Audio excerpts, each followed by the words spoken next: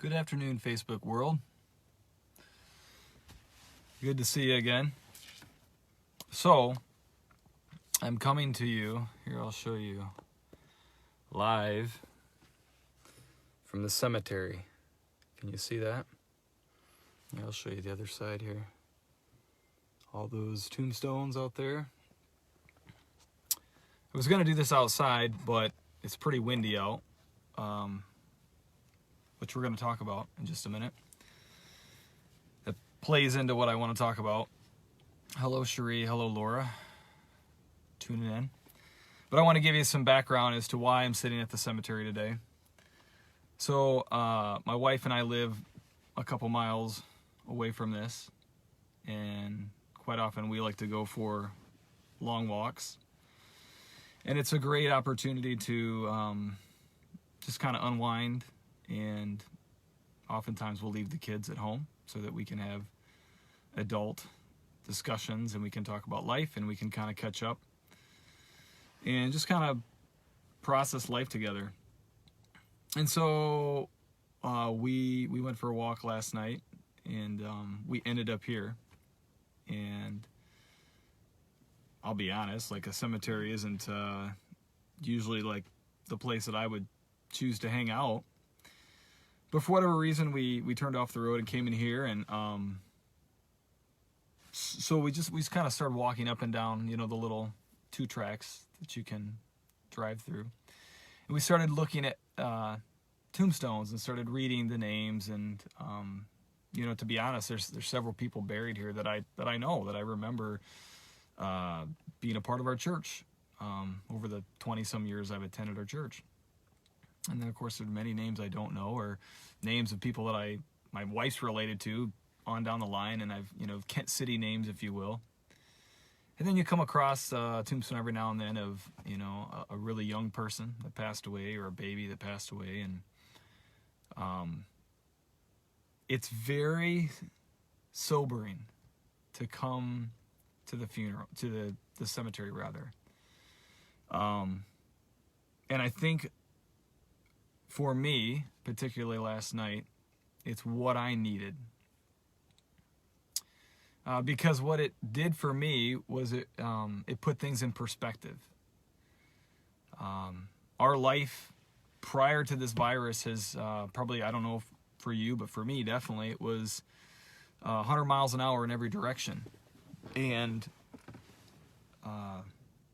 trying to fulfill all the obligations that you have at work, that you have within the context of your marriage, that you have as a father to your children, that you have socially to friends, that you have socially to neighbors that maybe you're not super close to, but you try to meet certain expectations there. I mean, there's just so much that we're responsible for in life, right? You know? And so this stay-at-home order and this virus it brought everything to a screeching halt. And probably for you, it's done the same. For me, it's caused me to stop and think a lot about my life, evaluate my intentions, evaluate what am I living for, what am I accomplishing, has all the stuff I've done up to this point, is it worth anything? Have I been living for the right motivations and intentions, and have I been pouring the right amount of time into the right things? Because as I walked through the cemetery and I look around, and this is going to sound morbid, and I know these daily updates are supposed to be encouraging and not make you depressed, but I looked around, I'm like, well, this is it. Like, this is what we're all living for. At some point, I'll probably end up being buried in this cemetery a couple miles from my home. And there's no guarantee on when that's going to be. There's no guarantee that all of my dreams and aspirations and hopes for life here on earth are going to be fulfilled in the way that I want them to be. And it was kind of a morbid and depressive thought for a moment that all these people that are buried here had dreams and hopes and intentions, and every single one of them has a story that they may or may not have accomplished those hopes and dreams and the things that they wanted to do with their lives. Maybe some of them, in our vernacular cliche, were cut short and it didn't seem fair. Or maybe some of them lived to be 102 years old, and it seems like they did everything. But I like to use this phrase, at the end of the day, figuratively speaking, this is our destination. Barring that Jesus comes back and raptures his church, we're all headed for this. And so that's not my main thought for today. Stick with me. Sounds really depressive, I know, right now. But that led me to say, what am I living for? And I know that sounds like so overly simplified as believers, but it drew me to Ecclesiastes. It drew me to Solomon writing the book of Ecclesiastes, and many scholars believe it was towards the end of his life, or towards the latter part of his life, when he was in a wiser state and had made a lot of poor decisions and was kind of reflecting back on his life. And so I wanted to read parts or most of chapter 1, and it's kind of lengthy, but it's appropriate for what I want to talk about. And so if you'll bear with me, Ecclesiastes chapter 1, the words of the preacher, the son of David, king in Jerusalem. Vanity of vanities, says the preacher. Vanity of vanities, all is vanity. What does man gain by the toil at which he toils under the sun? A generation goes and a generation comes, but the earth remains forever. That's exactly what I was thinking last night. I'm walking up and down this. I'm like, at one point, all these people at some point in time and period of history was alive, and were thinking that what they were doing was the most important thing, and what they were going through was the hardest thing that the world has ever seen, and that their stories were the most important. Generation comes and a generation goes, but the earth still remains. Guess what? All these people are in the ground, and here we are, you and I that are living, are still going on with life, as if none of these people ever existed.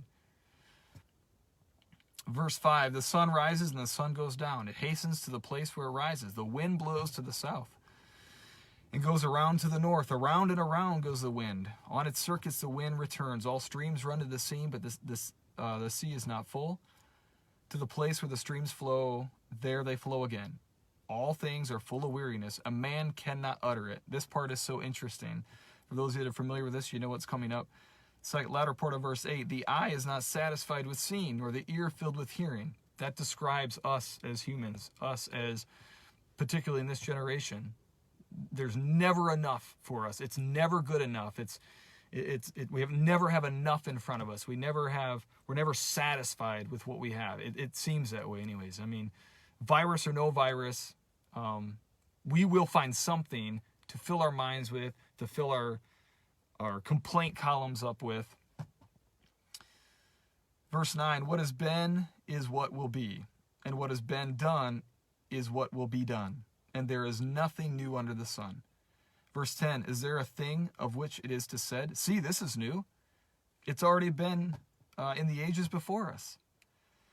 Verse 11, there is no remembrance of former things, nor will there be any remembrance of later things, yet to be among those who come after. Verse 12, I, the preacher, have been king over Israel and Jerusalem, and I have applied my heart to seek and to search out by wisdom all that is done under heaven.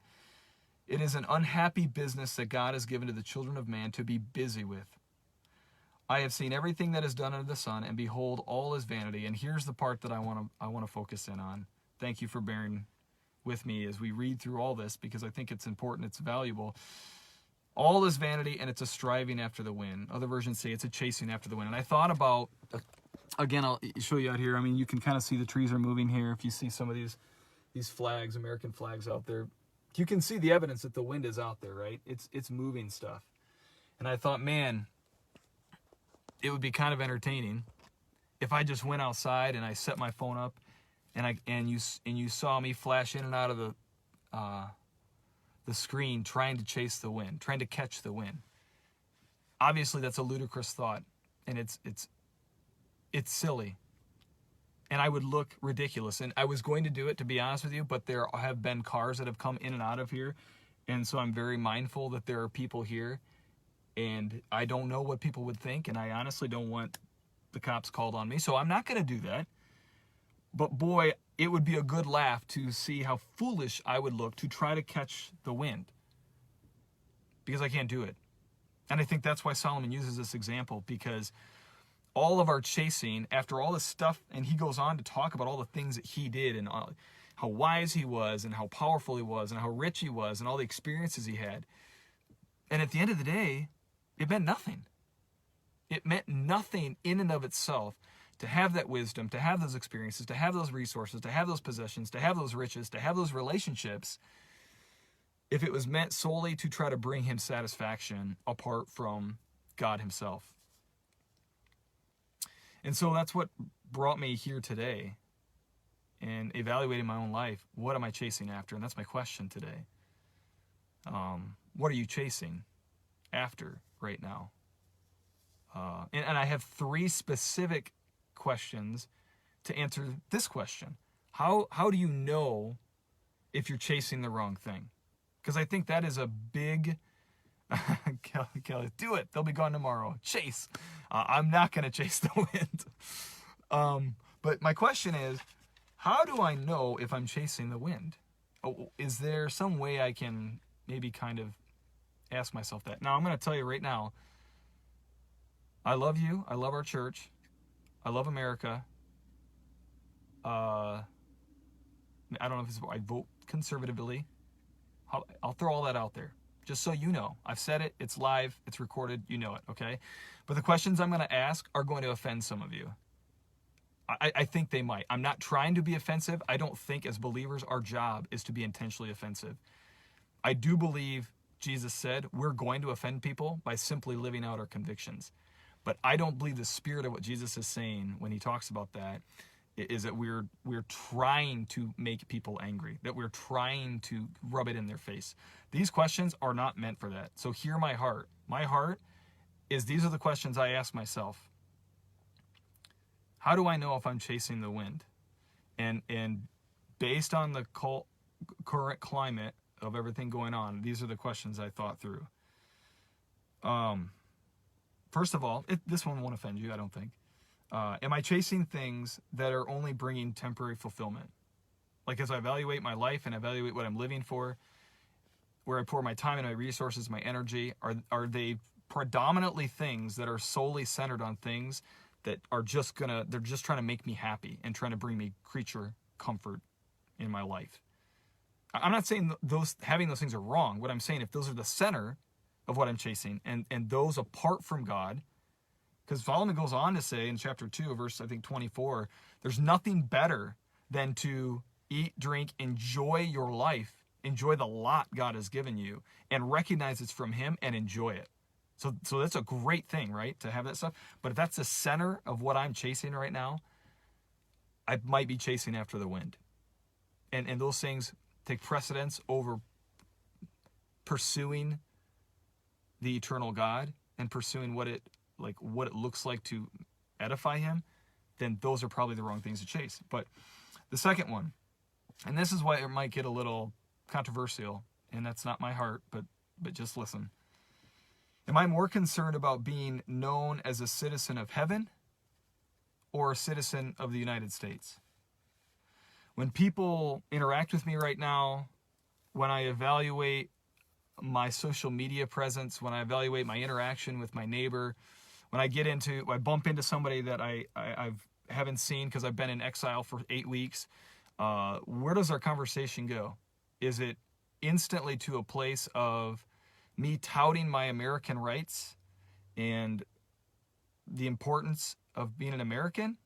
Again, that has its place. Or am I more concerned that when I leave that conversation, when I leave whatever I leave on Facebook, and when I walk away, people are like, dude, that guy loves Jesus. That lady loves Jesus. And they really, at the end of the day, solely want to be recognized as a citizen of the kingdom of heaven. Again, I know there could be a lot of response to that and what that looks like. I'm not trying to stir up a issue or make it controversial. I just am trying to say, because it's something I've had to evaluate. When people leave conversations with me, whether it's online, text, I bump into them wherever, at the store or the gas station, am I demonstrating that I care more about walking away from those conversations knowing that people know I love Jesus more than anything else? Okay? I'll leave it at that. And then the third thing, we are passionate about, and you guys know me, you know me. I am passion. I am puros, the Greek word for fire, man. I am like, roar, Hulk smash. That's me. You know that. You know, those of you that know me, you know who I am. It's easy to get passionate. Man, I am passionate for my terrible Chicago Bears team, and I cheer them on even though they lose season after season after season, right? Detroit fans, you understand that. We're passionate about a lot of things. There's been a lot of passion displayed through quarantine and through stay-home order and through different expressions of how people feel about what's going on all sides of this. Here's my question. Mind you, I'm not saying, let me tell you what I'm not saying, because oftentimes people will hear something that you don't say, and they'll draw two lines and try to connect them, and that's not actually what someone said. So let me tell you what I'm not saying. I'm not saying your self-expression is wrong. I'm not saying your right to express your opinions are wrong. In person, at the gas station, on social media, to your neighbor, through a text, in your house. That's not wrong, okay? But here's my question. Do I have the same passion and resolve and conviction, okay, that I show about my American rights and rights being infringed upon and abuse of power and all these different things that are coming out, right? Do I show and demonstrate that same passion, conviction, resolve about the reality that virus or no virus, people are going to hell? I'll be honest, I have not seen anyone rally in front of churches during this whole time proclaiming the gospel of Christ and that Jesus is coming back, and this might be a good time to really start considering who he is. I haven't done it myself, and I've seen none of that. I haven't seen it in the news, Fox News, CNN, MSNBC, any of them. And again, that's not a judgment. That's just to say, if I'm going to put all my eggs in one basket of passion, it's not going to be for things of the earth. It's not going to be for things of the earth. Because as I look out this window, and you look out this window, that's where we're headed. And you and I better make sure we're chasing things that matter. Because we know this isn't the end, right? This isn't the end. But because of the brokenness of the world, this is inevitably going to happen. And I don't want to waste my passion and my time and my energy on earthbound things that at the end of the day, when I stand before Christ and he said, what did you do with your time? Well, I got really loud about certain things that I really felt passionate about that had nothing to do with Jesus. Now, I'm not saying that's entirely true with some of the self-expression that's been going on, okay? I'm not saying that's entirely true.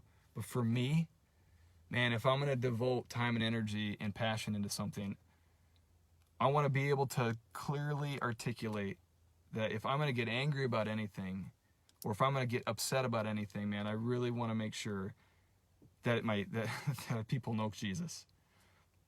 And that their interaction with me when they walk away from me is that whether they receive him, whether they reject him, whether they hate him, whether they're interested, at the very least, they're going to walk away and say, it's clear what his passion was. It's clear what his message was. It's tied to a person named Jesus. For better or for worse, that's it. So please, if I offended you, no, that's not my heart. I'm not trying to offend you. And I'm not also trying to say that some of the things of the self-expression that's been happening is wrong. That's not what I'm saying.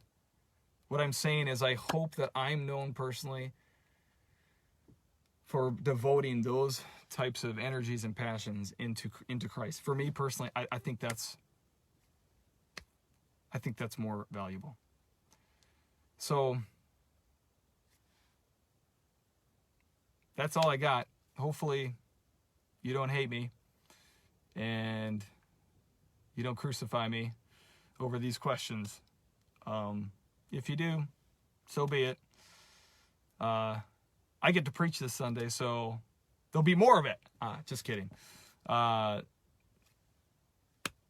me pray, and hopefully you have a good day. And hopefully you are willing to consider, what are you chasing after? What are you investing your time and energy into? Is it things that are going to last eternally? Lord, I pray that if I said something that was unclear, or, Father, wasn't communicated accurately according to even what your word is saying here about chasing after the wind, Lord, I pray that it would, we just delete this whole thing and never see it again. And Father, I pray that your Spirit would just help us to evaluate who we are in you, and how to make sure, Lord, we're living for what is right and what is important. And Lord, help us if we need to realign our goals and our direction. And God, if we're chasing after things that are silly, I pray you'd convict us. Thank you for my brothers and sisters, Lord, at the church and all around, whoever's watching and listening. I pray that, Lord, they would be encouraged today, and that your word, most of all, would reign supremely in our lives, Lord, and it would be our standard for how we measure what we do and when we do it. Jesus, thank you again for you, and may we seek to please you today. Amen. Well, have a great day. Oh, my mom says she's proud of me. Thanks, Ma. Have a great day. Go out and chase the wind. See how many goofy stares you get. You might get a couple.